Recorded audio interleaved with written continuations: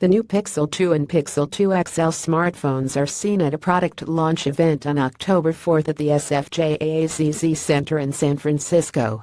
Elijah Novella Chief Getty Images. Google's Pixel 2 is the company's latest attempt at a branded smartphone that it hopes can take on Apple's iPhone, as well as a variety of smartphones running Google's own Android operating system.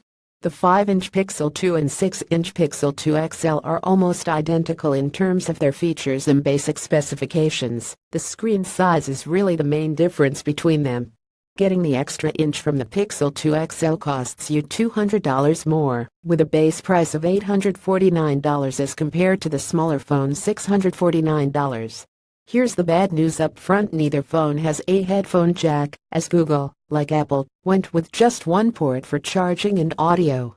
The phones come with a converter, so you can plug your traditional headphones into the single port. The Pixel 2 line also supports Bluetooth headphones. Both also sport crisp screens and front-facing speakers that make it a joy to watch video on, because you can hold the phone any way you want without blocking the sound. The main magic of the Pixel 2 versus the iPhone or the Samsung Galaxy line is the integration of Google services. Not only will the Pixel continue to get the latest updates immediately from Google itself, but it also hooks into Google services in a deep way. Google Assistant is embedded in the phone and getting smarter with conversational speech. And Pixel 2 users get a generous cloud photo storage offer for unlimited photos and videos through 2020. After that, Google has placed some additional parameters on how it will store photos. But, in a general sense, this means that running out of space due to snapping pictures shouldn't be much of a concern. And Google wants you to snap pictures. The company brags that the Pixel 2's camera is the best one on the market, having earned the highest marks ever for a phone from DxOMark, a respected image rating group. Google's also added some tricks, such as motion photos, which are reminiscent of Apple's moving live photos. The camera is impressive, particularly at picking up detail and in low-light settings, providing crisp and clear pictures even from fairly casual snapshots.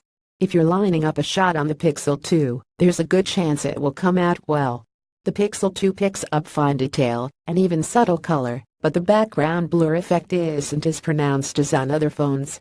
Haley Tsukayamu of the Washington Post, but there are still some ways that the camera doesn't deliver the same experience as one would get on an iPhone or Samsung Galaxy. The Pixel 2 doesn't have a dual camera, its strength is in its software, and as a result, the close-up effects aren't as pronounced as they are on competing phones. Battery life was not a standout feature, but both phones will get you through a day of moderate use without rushing to find an outlet at the end of the day.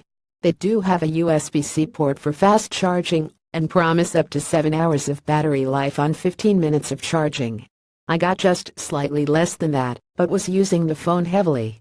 The Pixel 2 also has a gimmick that allows you to squeeze the phone to call up the Google Assistant. The feature may seem kind of silly. How often do you really think about squeezing your phone, but is implemented well. The Pixel lets you set how strong a squeeze will set off the feature, limiting the chances it will go off accidentally. I did once manage to trigger the active edge, as the squeezing feature is called, in my pocket, but only when I was trying to, and had it on the lightest setting. In fact, the only problem I could see would be with a really sturdy case that could keep your squeeze from registering. But even the double-layered case Google sent me with the Pixel 2 XL didn't block a light squeeze. It would be nice to be able to customize the setting so that you can do something besides call up the Google Assistant, as is possible on HTC's phones. There's also one big problem with the Pixel 2 that has nothing to do with the phone itself. It's relatively hard to get. Google has agreed again to make the Pixel 2 available through just one carrier, Verizon.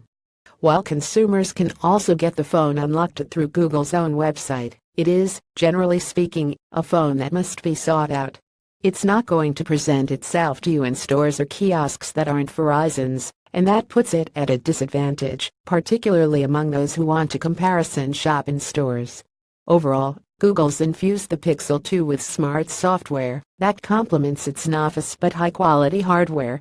Google's home court advantage shines through, and it has made two of the best phones out there. Those looking for an Android phone that takes full advantage of the operating system will love the Pixel 2. That is, if you are willing to go out there looking for it.